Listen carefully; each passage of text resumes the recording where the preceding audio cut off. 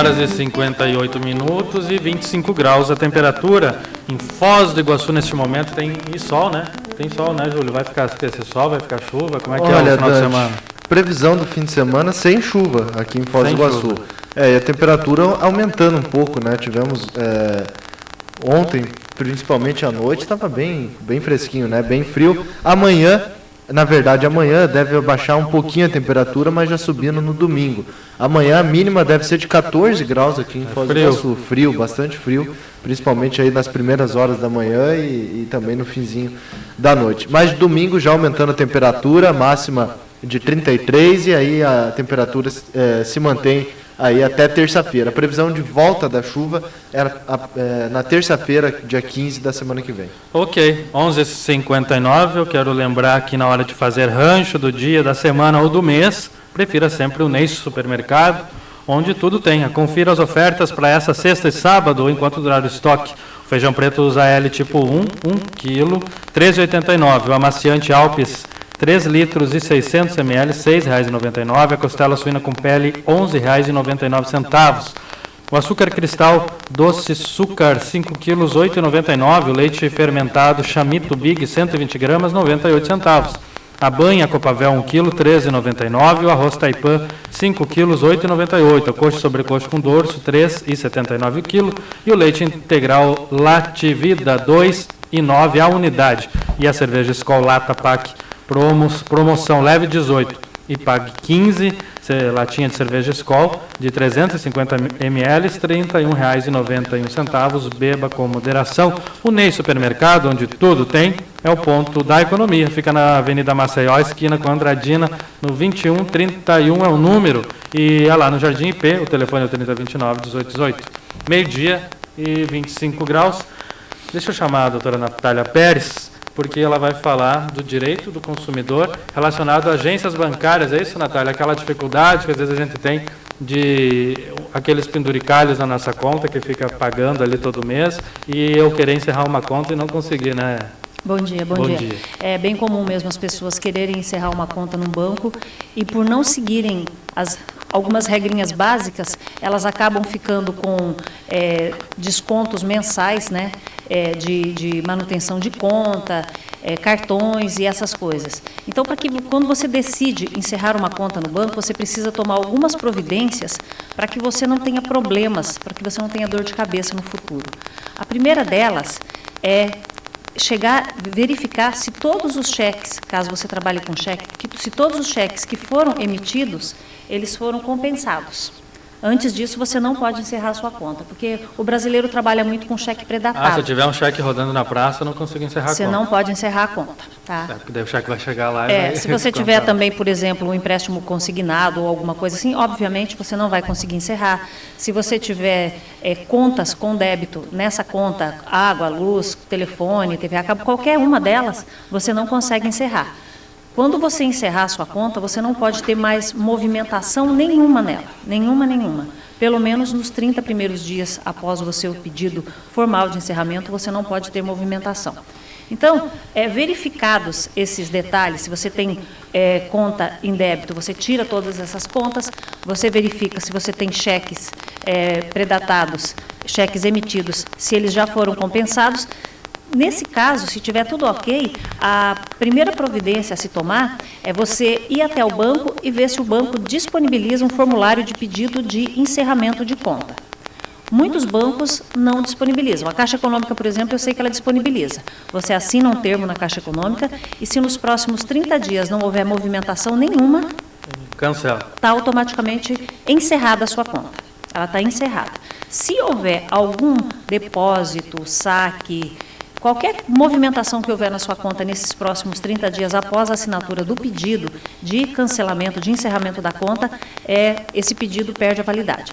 Se o seu banco não disponibiliza um formulário de pedido de encerramento de conta, você faz uma cartinha bem simplesinha, em 2 vias, ou você faz em uma via só e manda por carta registrada ao seu gerente do banco, ou você faz em 2 vias, que eu acho mais seguro. Você faz em 2 vias a cartinha, chega lá, pede para o seu gerente assinar o recebimento daquela cartinha pedindo.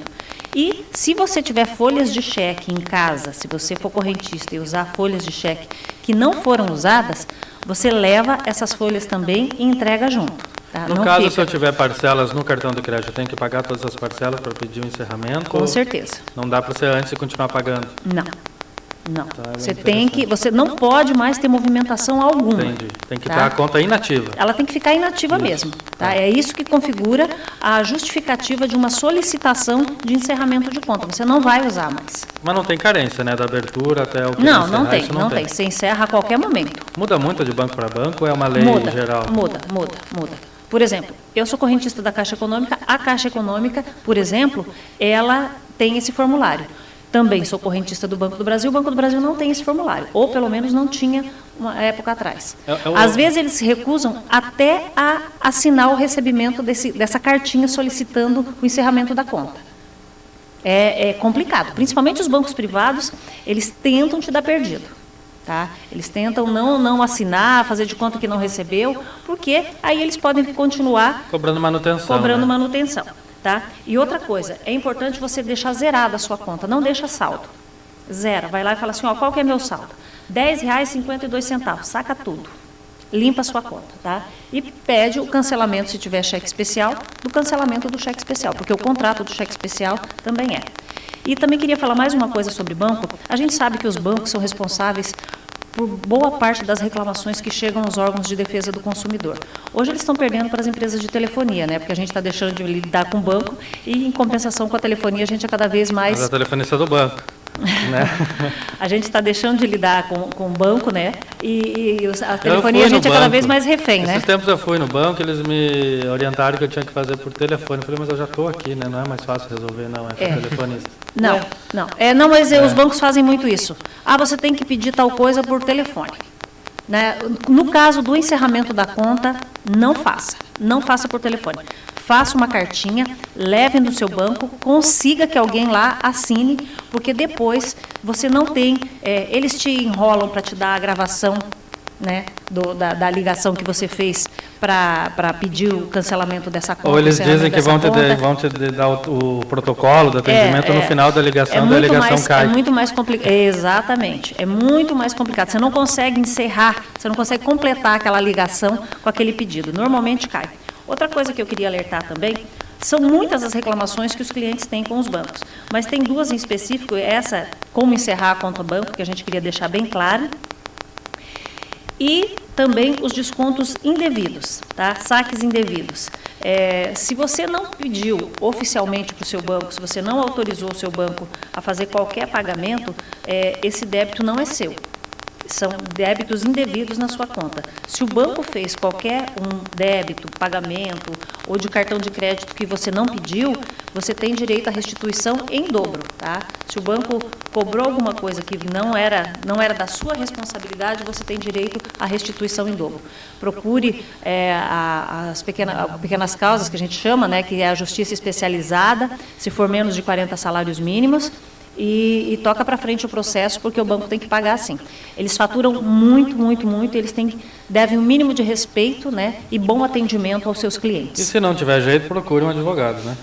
É que no juizado especial, né, na justiça especial, você não precisa de advogado na primeira instância. Você pode ir lá, pedir para baixar termo, para eles registrarem a sua queixa, né, e vão chamar o banco para a primeira audiência. Se o banco recorrer, ou você recorrer, aí se for para o tribunal, se for para subir para o tribunal, você realmente vai precisar de um advogado. Ok. Natália, muito obrigado pela dica de hoje. Natália Pérez, aí com o seu comentário jurídico, são 12h07, e eu vi que foi aprovado ainda, Enes, que o marido, a mulher, quando se separarem, a mulher, ou o marido, no caso, vai ter que dividir também, além dos bens, também o FGTS no período em que esteve casada, referente ao período que esteve casada. Era uma briga grande. Foi aprovado. Vai ter que dividir o FGTS, viu?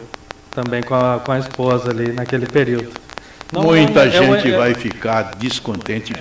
Eu não entendi ainda a lógica, eu não vi exatamente tudo que aconteceu, eu não entendi a lógica. Imagina-se que também fazia parte dos rendimentos, né? Dos rendimentos do cônjuge que vai ter o seu FGTS dividido. É uma briga porque às vezes você se separa e dali vários anos a pessoa deixa o emprego, né?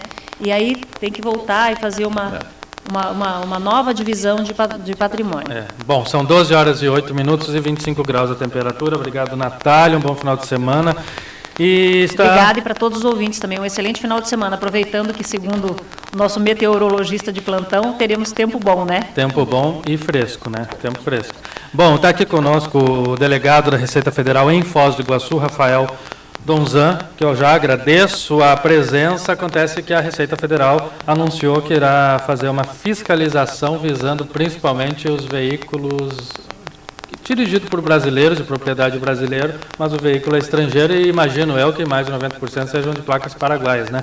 Que eu acho que é mais difícil encontrar um brasileiro dirigindo um veículo argentino, mas no Paraguai é bem frequente. Doutor Rafael Donzan, obrigado pela participação. Eu que agradeço a oportunidade de conversar um pouquinho com vocês, com seus ouvintes, né? Realmente a Receita tem uma preocupação grande em relação a esses veículos de placa paraguaia. Nós temos uma situação que prevista em legislação, né? Que para você ter um veículo de placa paraguaia, você tem que ser residente no Paraguai. Então há uma grande confusão em relação a isso. Então a ideia da Receita, fizemos recentemente um fórum para discutir esse tema, né? E buscamos realmente esclarecer a população dessa questão. Então, hoje, a pessoa que reside no Brasil, residente no Brasil, ele não pode ter um veículo de placa paraguaia. Não pode, se eu morar no Brasil, não pode. O fato determinante é a residência. Então, ele mora aqui, ele não pode ter, mesmo que ele trabalhe no Paraguai. Né? Se for dono de alguma coisa no Paraguai, uma propriedade, ou então um comércio no Paraguai, mas eu moro em Foz do Iguaçu? Não, a legislação toda define como residência. O ponto definidor aí. Uma dúvida era essa, né? Porque havia uma interpretação de que a pessoa, se tivesse algum vínculo com o Paraguai, ela poderia, e documentação, né, ela poderia ter um veículo, mas não pode. Por um período até houve um entendimento nesse sentido, mas o entendimento firmado, realmente, até a legislação, ela traz toda a menção à residência, sempre fala residência, né?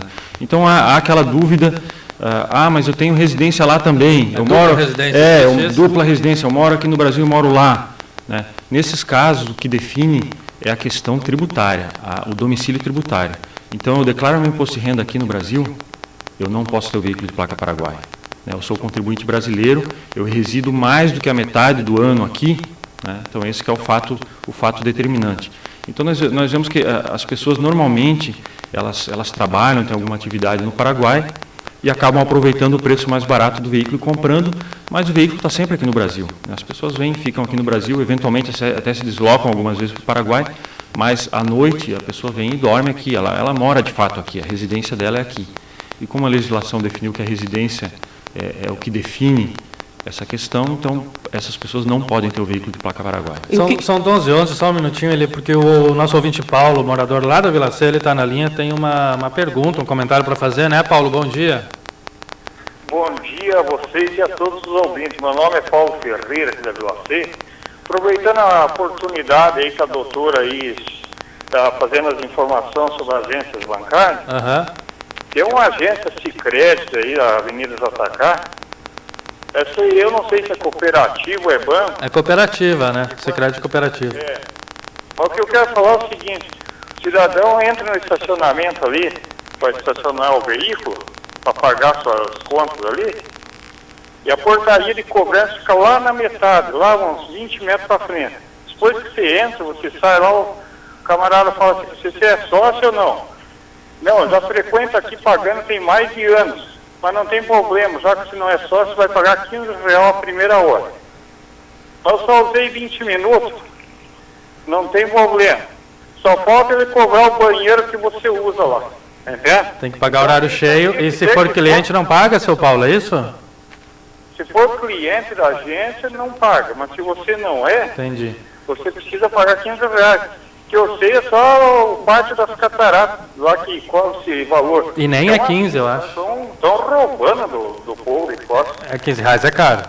Por meia hora ainda, né? Essa pergunta aí para vocês, e para a fiscalização, a prefeitura também fazer uma fiscalização aí junto disso aí para melhorar aí para o povo de Foz do Iguaçu, para o trabalhador, e não pode estar caindo na mão desse povo. Tá? Muito obrigado a vocês. Ok, seu Paulo, obrigado pela audiência, pela ligação, pela participação aqui no programa Contraponto, 12h13, eu acho que R$15 por meia hora. Agora o shopping aqui também, eles cobram um horário, essa coisa devia ser proibido, cobrar horário cheio de estacionamento. Mesmo se eles cobram de hora em hora, se você ficou 1h30, eles vão te cobrar 2 horas. Eu acho que deve ter alguma lei que proíba isso, não é possível, né? Porque você está pagando aquilo que você não está usando. Verdade. Bom, são 12h13, a gente continua aqui com o delegado da Receita. Posso fazer uma pergunta com relação a essa questão do carro? Eu estive acompanhando esse fórum que aconteceu na Polícia Federal e é o seguinte, mas a partir de agora, como é que fica então essa questão? Por exemplo, o senhor estava colocando, as pessoas que têm o carro com placas do Paraguai, moram aqui em Foz do Iguaçu, trabalham lá, como é que vai ser a partir de agora para eles poderem regularizar? Eles vão ter que vender o carro e ter um carro brasileiro, como é que fica? A legislação, como ela é clara em relação a isso, essas pessoas não podem ter o veículo de placa paraguaia, né, como residentes aqui. E se for dupla nacionalidade? Na verdade, a nacionalidade ela não importa. Poderia ser até um paraguaio morando aqui no Brasil, mas se ele é residente no Brasil... A questão está na residência. Na residência, a questão toda é a residência. Então se eu for no Paraguai, morando em Foz, eu não posso ter um veículo paraguaio também? Não pode. Se você for residente e aqui for teu domicílio, de fato, né? Como residência, como moradia. Mas a questão é que as pessoas, para regularizar quem está nessa situação, a solução é vender o veículo e comprar um de placa brasileira. Nós já tivemos muitos casos, a Receita vem há algum tempo já fazendo o acompanhamento, monitoramento de veículos, até para juntar um conjunto probatório para a realização de operações. Então se acompanha para verificar que aquele veículo realmente está permanecendo no Brasil, né?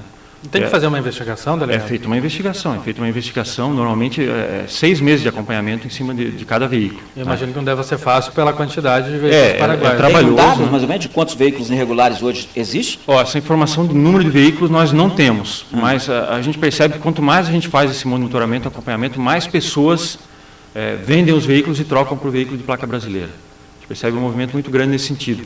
Talvez agora a questão cambial esteja favorecendo essa troca, né?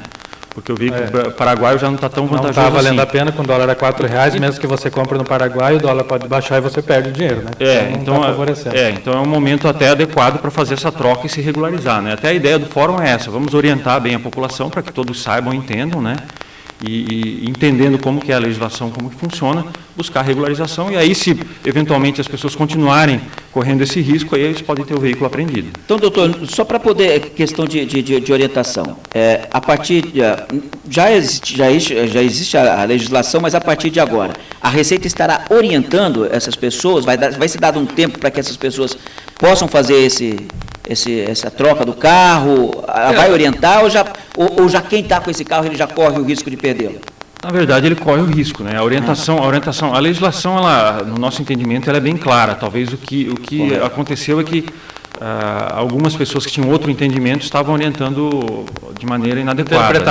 Interpretavam errado. Então, nós estamos aqui trazendo uma interpretação bem clara, a interpretação da Receita Federal em relação a essa legislação, né? E a partir do momento que essas pessoas continuarem com essa situação, correm sim o risco de ter o veículo apreendido. Mas deixa o Anderson comentar também, que ele está com uma pergunta na ponta da língua, estou vendo. Doutor Rafael, a fronteira, como diz aquela antiga música, tem procedimentos que a própria razão desconhece. Né? A fronteira, né? A fronteira tem esse tipo de coisa. Eu, por exemplo, conheço cidadão que era brasileiro, hoje está ou no comércio ou no agronegócio no Paraguai, né? Não tem mais CPF brasileiro, ele já está totalmente, a família está enraizada no Paraguai, mas tem uma coisa, ele quer morar aqui. Ele quer morar aqui. Ou ele paga aluguel, ou ele mora numa propriedade, num apartamento, numa casa de um filho, de um irmão, tal coisa. Ele quer morar aqui, ele não quer perder essa convivência. Estrangeiros também. Tem muitos estrangeiros, comerciantes, principalmente em Cidade del Este, que preferem os ares de Foz do Iguaçu e não de Cidade del Este, por razões óbvias, né, até. Agora, eu notei o seguinte, que o senhor disse que a residência é que é o nó, né? Isso. Então, se ele mora aqui, mas o carro dele é placa paraguaia, como é que fica uma situação dessa? Não, entendo. A gente sabe que a fronteira ela tem muitas peculiaridades, muitas situações específicas. Isso é um caso comum. A gente sabe que as pessoas muitas vezes fazem a vida no Paraguai, ficam muitos anos lá Mas tem a necessidade, a vontade de voltar a morar aqui, né? O grande problema é que a legislação ela trata como residência, né? Assim, não cabe a nós, como Receita Federal, enfim, fazer alguma mudança ou alterar alguma coisa em relação a isso. A lei está posta, então a nós cabe apenas fazer a fiscalização com base na lei. Então, o que é que a gente vai analisar num momento que for verificar um veículo desse? É a residência da pessoa. Então, se ela está de fato residindo aqui, mesmo que toda a documentação dela coloque como residente no Paraguai, que ela tenha feito a saída definitiva, mas de fato ela reside no Brasil, é isso que vai contar. Então, ela não poderia ter esse veículo de placa paraguaia. Porque a situação de fato é que conta. E essa vistoria vai ser feita só pela Receita Federal ou, por exemplo, se uma pessoa dessa cai numa blitz, por exemplo, da Guarda Municipal ou da Polícia Rodoviária Federal, já conta, já pode ter o carro apreendido? Olha, essa verificação ela é feita pela Receita Federal porque cabe à Receita essa atribuição de verificar a importação irregular. Quando for uma blitz só da Polícia Militar e houver essa situação, ela não pode apreender o veículo por esse motivo. Na verdade, por esse motivo não, mas ela poderia, né, a Polícia Militar poderia encaminhar esse veículo para a Receita, se encontrar uma irregularidade. E depois analisa. Depois analisa. Mas como eu comentei, nós estamos fazendo, a questão está sendo bem criteriosa, então nós estamos fazendo um acompanhamento desses veículos para verificar se os veículos realmente estão permanecendo no Brasil e daí está sendo configurada a irregularidade. Então, dificilmente, se o veículo não foi acompanhado, vai ser feita uma apreensão de um veículo que não está sendo acompanhado, né? Um veículo que não há esse conjunto probatório. Então, está sendo feito de maneira bem criteriosa, né? Nós queremos fazer apreensões levianas e que possam levar à apreensão de veículo indevidamente. Então, está sendo feito um trabalho bem cuidadoso e se o veículo for retido e apreendido é porque realmente há um conjunto probatório formado, né? E essa apreensão é devida mesmo. São 12h20, o Antônio do Portal também tem um comentário. Antônio, bom dia. Bom dia. Diga. Eu queria perguntar o seguinte, um paraguaio que é paraguaio, nato, ele pode morar no Brasil e ter o carro dele ou ele para mudar no Brasil ele vai ter que andar a pé? Não, ele tem que ter um carro brasileiro, imagino, né? Antônio, obrigado, delegado. A questão toda é a residência. Então, mesmo sendo paraguaio, se ele mudou para o Brasil, né, ele se tornou residente no Brasil, e aí ele vai ter que fazer toda a questão de declaração de imposto de renda aqui no Brasil também, vai ter que ter o seu CPF, etc., né? Ele não pode ter o veículo paraguaio, ele tem que ter o veículo brasileiro, né? Ele teria que, vamos dizer que ele veio e mudou para cá e está com o veículo paraguaio. A partir do momento que ele fixou residência aqui, ele teria que vender esse veículo e adquirir um veículo de placa brasileira. Doutor, então quer dizer que a Receita então vai estar monitorando e vai ser dado, por exemplo, essas pessoas que trabalham lá no Paraguai, né, que vivem no Paraguai e que vêm aqui para o Brasil, ele vai ter que ter, por exemplo, aquela carta de liberação para ele poder circular dentro do Brasil, circular aqui também? Da mesma forma que é feito, por exemplo, na Argentina, quando a gente vai viajar, tal, tem que ter aquela carta. Para poder, a Receita vai exigir isso também? Porque aí você prova que não, eu moro lá, o carro é de lá e eu estou lá. Eu só vim aqui para passear. O que acontece é o seguinte, como eu falei, a partir do momento que o veículo vai ser retido, numa situação dessa, é porque já houve um acompanhamento desse veículo. Então, um veículo que está simplesmente circulando, que está lá no Paraguai e circulando aqui no Brasil, esse veículo não vai ser retido. Tem uma investigação. Né? Não há um acompanhamento. Agora, se o veículo está ficando no Brasil, mesmo que a pessoa declare que mora no Paraguai, tem inclusive a residência, tem, como eu falei, a saída definitiva, esse veículo sim corre o risco de ser retido e apreendido porque ele está irregular. Na verdade, aquela declaração de saída definitiva é considerada inclusive uma fraude, né? É uma declaração falsa, porque se ele está morando aqui.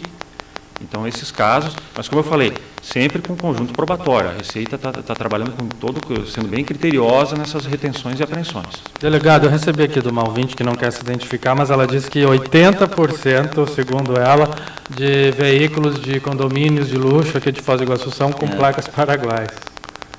Tem uma ouvinte... O que eu quero dizer, é muito difícil fiscalizar, vai ser difícil fiscalizar todo mundo, né? Vai ser mais por... Claro, a fiscalização sempre ocorre por amostragem, né? Então, você vai fiscalizando alguns veículos, ocorrem algumas apreensões e as pessoas percebem que há um risco e começam a se regularizar. Então, esse é o ritmo normal das coisas, né? E, realmente, esses veículos que estão em condomínio, eles também estão sendo monitorados. Se pegar um condomínio também, já vai uma investigação, já pega todo mundo de uma vez, né? Tem um ouvinte aqui no WhatsApp, Júlio? Um ouvinte aqui, o Abel Lopes, que sempre participa da nossa programação, ele fala que a coisa ruim disso tudo é a questão da segurança. Por isso, a maioria das pessoas aí opta as pessoas que trabalham no Paraguai por comprar um carro placa Paraguai, porque eles sabem que lá no Paraguai é terrível você ter um carro brasileiro lá por conta a gente sabe como funciona do lado de lá, né? La coima, a propina, né? Essa alegação, delegado?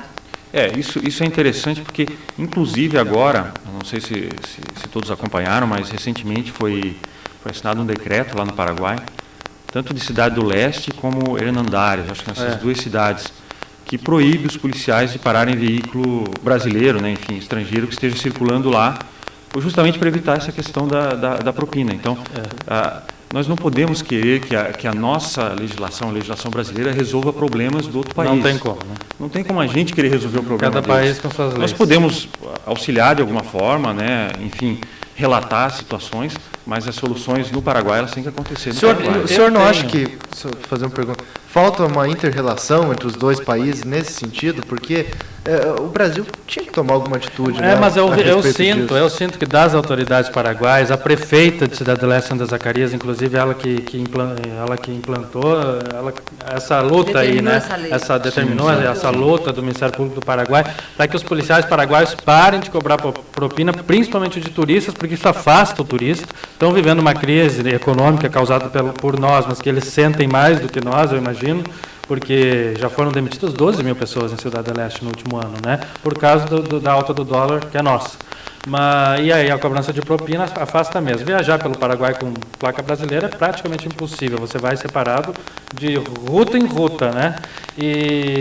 Mas é difícil você conter policial por policial. Você vai ter que inventar uma polícia para fiscalizar a polícia, né? O problema está ali, no policial sozinho no meio da rua. Mas realmente eu acho que eu estou vendo as autoridades paraguaias preocupadas com isso, mas eu vejo bem difícil conseguir. Eu vejo que há uma evolução, né? Nós temos vários fóruns de discussão com autoridades paraguaias, né? Nós temos reuniões constantes com os aduaneiros paraguaios, discutimos vários problemas com eles. Participamos também o Codefos criou uma câmara específica para discutir a segurança. Veio uma comissão pública. do Paraguai Na última reunião teve uma comissão do Paraguai, eu participei dessa reunião, e eles trouxeram essa notícia do decreto e essa preocupação deles. Então você vê que há evolução, a evolução está acontecendo. O que a gente espera é que a evolução aconteça num ritmo mais rápido, né?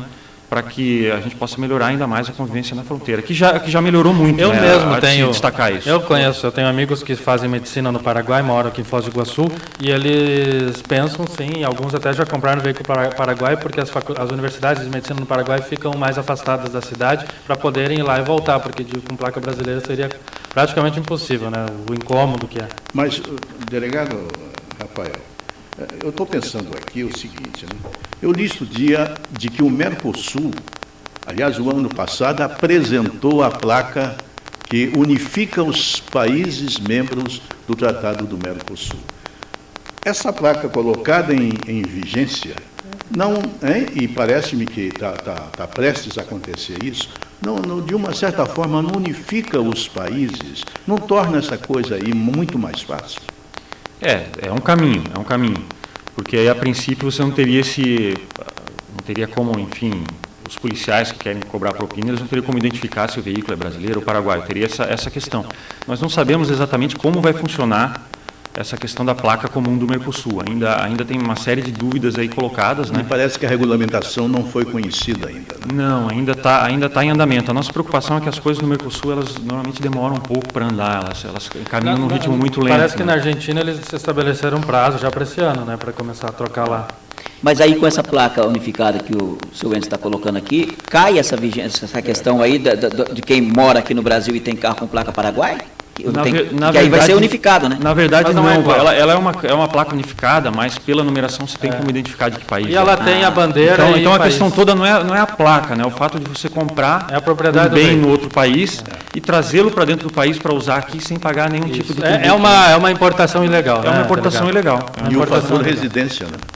Exatamente, o fator residência. E a placa do Mercosul, eu estive no lançamento dessa placa, aconteceu em Itaipu com o presidente Lula em 2010. Durante o Fórum do Mercosul, se eu não me engano, a cúpula do Mercosul foi lançada essa placa. Ela é uma placa, as placas são iguais nos agora são 5 países do Mercosul, né, que a Venezuela entrou, e a placa é igual, mas ela tem em cima o país e a bandeira do país. Então, você vai ver a placa, você sabe, dá para identificar o país de origem. Então, delegado, de que forma vai ser feita a fiscalização? É só por meio de fiscalizações de rua, de rua e tal. Eu quero perguntar o seguinte, me fugiu a palavra, mas é o seguinte, vai ter blitz junto com a Guarda, a Polícia Militar e a Receita Federal junto, parando veículos na rua? É possível, mas no primeiro momento a ideia é o seguinte, nós só investigação, estamos fazendo o acompanhamento desses veículos e como tem sido tratado isso? Você faz ou uma operação pontual para fazer a retenção de um veículo específico, que se já comprovou que está irregular, ou você pode fazer operações de maior porte, em que você vai em diversos alvos simultaneamente. Normalmente esses dois formatos.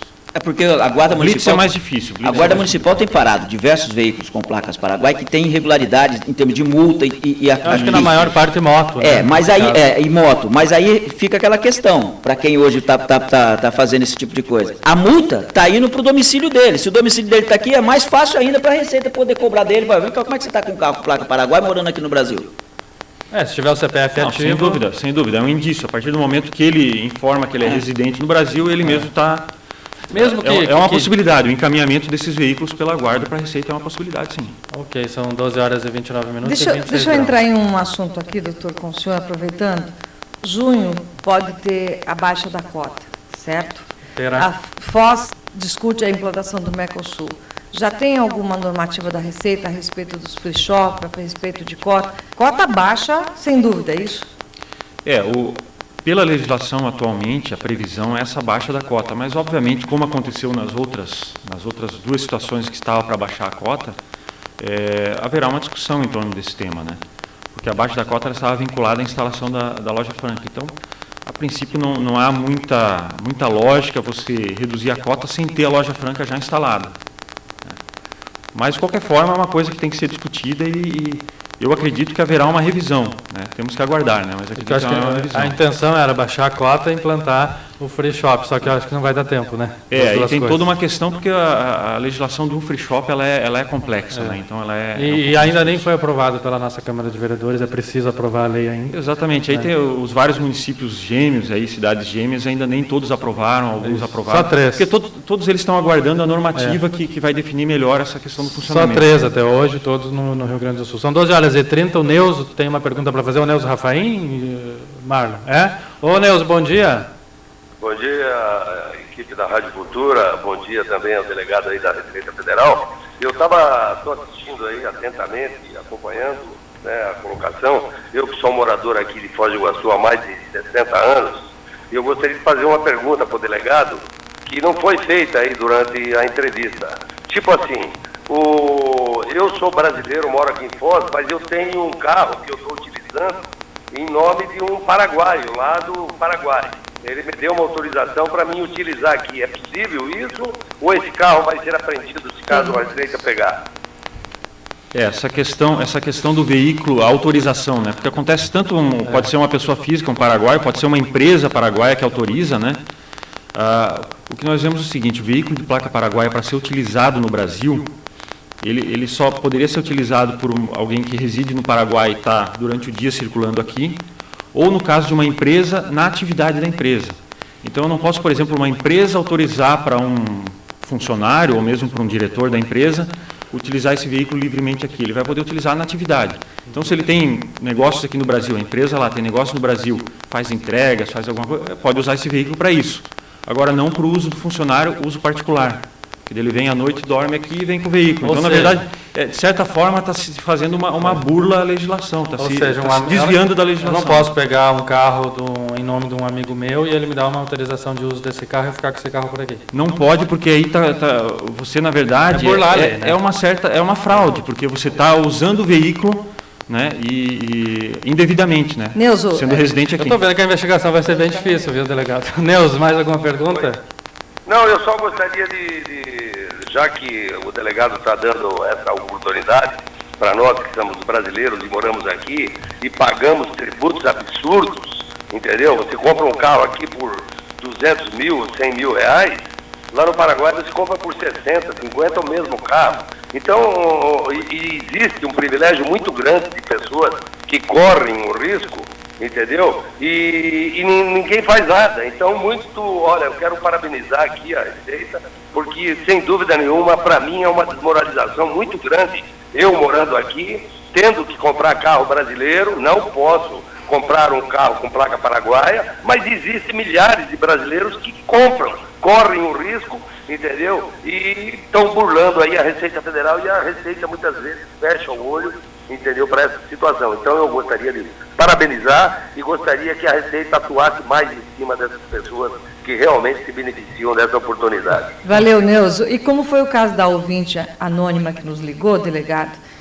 A gente não vai citar o condomínio nem nada, mas a Receita tem seus métodos de investigação, o Serviço de Inteligência da Receita.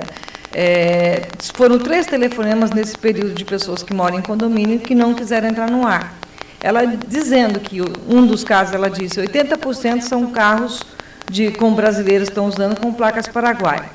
A outra já disse que no prédio dela, quando chega na garagem, ela pode dizer que chega quase 50% entre carros com placa paraguaia. Então, a gente viu, teve um tempo que a Receita pegou mais assim nessa fiscalização. Ela deixou, acho que um pouco e tal, e está nesse montante. Então, nós recebemos telefone de pessoas aqui que acabou ligando, passando essas informações.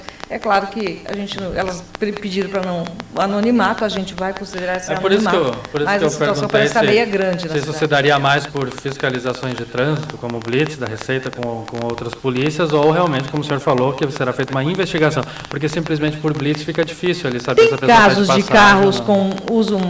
Uma época a gente acompanhou operações da Receita que o pessoal tinha uma hora, 2 placas no carro, né? Lembra da situação?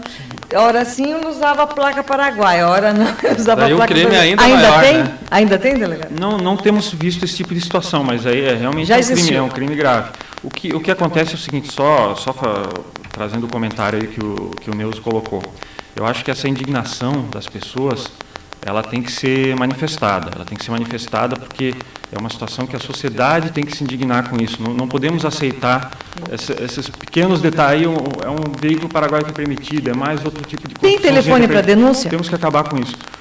A Receita tem e-mail e telefone. O contato da Receita, né, o 3520-4301, é o nosso telefone geral. As pessoas podem ligar lá e passar informações sobre esses veículos. Anônimo? Né? Pode ser anônimo, porque todas as denúncias vão ser verificadas. Mas pode estar certo que nós estamos aí pela cidade toda fazendo verificação desses veículos, né? Os veículos estão sendo verificados. Tem uma média de veículo apreendido por mês? Olha, é muito variável, porque depende de ter esse conjunto probatório. O nosso cuidado, como eu falei, é de fazer apreensões que se sustentam. Se você fazer uma apreensão sem as provas adequadas, eventualmente no judiciário essa apreensão pode cair. Não é a nossa ideia. A nossa ideia é manter as apreensões. Né? E a pessoa consegue daí o carro de volta e a Receita acaba tendo que pagar alguma Exatamente, eventualmente até tem que pagar alguma indenização, dependendo da situação. Então, por isso que é esse cuidado de fazer um trabalho bem cuidadoso. No trabalho de fiscalização, acho que até nós já conhecemos uma vez um veículo de placa paraguaia, né, de um ex-diretor de hospital aqui em Foz do Iguaçu, que tinha um carro com placa paraguaia e foi apreendido após uma investigação também. Então, acontece as investigações dessas apreensões. São 12h36. Eu quero agradecer a presença do delegado Rafael Donzan. Tem mudanças no imposto de renda desse ano? Alguma coisa mudou, né, delegado? Na verdade, tem vários detalhezinhos aí, os valores e tal, mas isso aí as pessoas podem encontrar com facilidade. No site da Receita tem todas as informações, quer dizer, nós temos um perguntão lá que responde a maioria das dúvidas das pessoas, né? E, enfim, mesmo na Receita a gente tem um plantão fiscal que pode esclarecer essas dúvidas, então estamos à disposição. O que eu estou vendo é que vai, a partir de agora, o encontro de dados, né, dos cidadãos vai aumentar. Isso talvez seja a principal mudança, né? A gente está evoluindo cada vez mais esse cruzamento de dados. Uma mudança importante é que os profissionais liberais passaram a ter que declarar o CPF daquelas pessoas que foram atendidas. Então, o médico, no Carnê-Leão, na declaração dele, ele já passa a colocar o CPF de quem ele atendeu. Daí você bate na declaração da pessoa física, a pessoa põe o CPF do médico e o médico põe o CPF da pessoa, então vai ter que bater.